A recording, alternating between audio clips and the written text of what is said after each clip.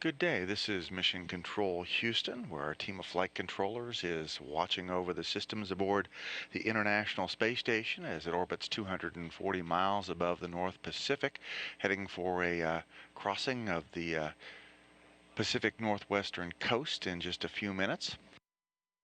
All systems on board the space station are working very well. Yesterday, the team completed a reboost of the International Space Station, putting it at almost the right altitude for the arrival of the next cargo ship, the Progress 45 spacecraft, that's scheduled to launch from the Baikonur Cosmodrome in Kazakhstan at 5:11 a.m. Central Time on October the 30th. That'll be immediately after the Progress 42 spacecraft undocks from the space station's Pirs docking compartment, freeing up that port on Saturday, October the 29th. The new Progress is scheduled to dock to the Pirs docking compartment at 6:42 a.m. Central Time on November the 2nd. On board the International Space Station, Commander Mike Fossum of Expedition 29, along with flight engineers Satoshi Furukawa and Sergei Volkov, are conducting a day's worth of experiment activities and preparations for the departure of that Progress spacecraft.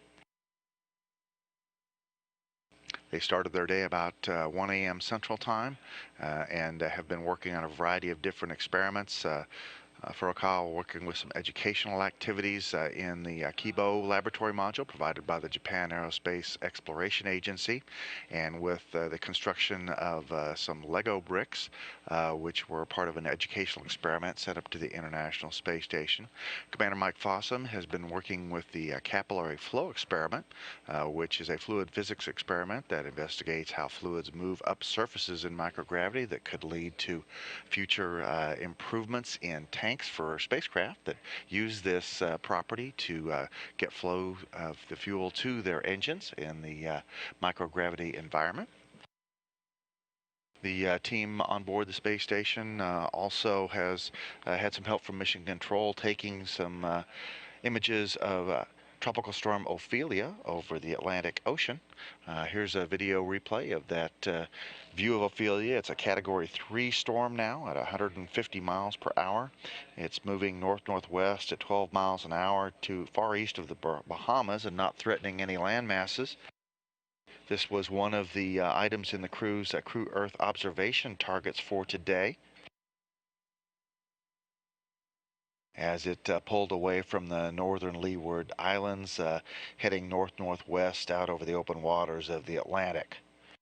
Showing some pretty compact circulation and becoming better organized, and so a very good target for Earth observations as the crew and the team here in Mission Control watch the eye of the storm, which we can see in this close-up that was recorded earlier today.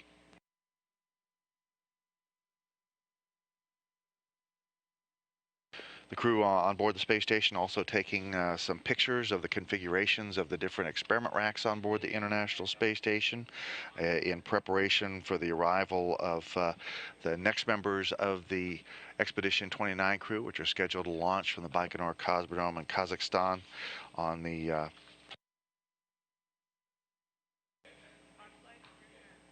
21st of November.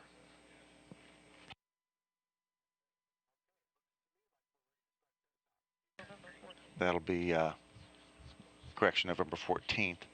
That'll be Dan Burbank from NASA, along with Anton Shkaplerov and Anatoly Ivanishin from the Russian Federal Space Agency. They're scheduled to dock with the International Space Station in their Soyuz TMA-22 spacecraft at 11:45 p.m. Central Time on November the 15th. And then it'll be the departing crew of Volkov, Fossum, and Furukawa, who are leaving the space station at 8:21 for on the 21st November, heading for a landing in Kazakhstan at 8:21 p.m. Central Time.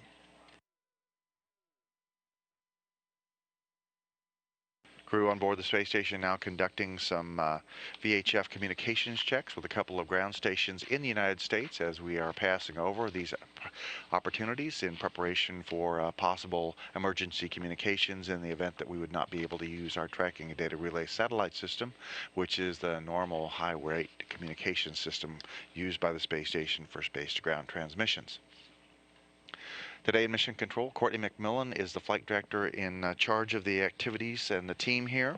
She's working closely with spacecraft communicator Jay Marschke, who has an on-the-job training member on duty, learning the ropes, Jeremy Hansen.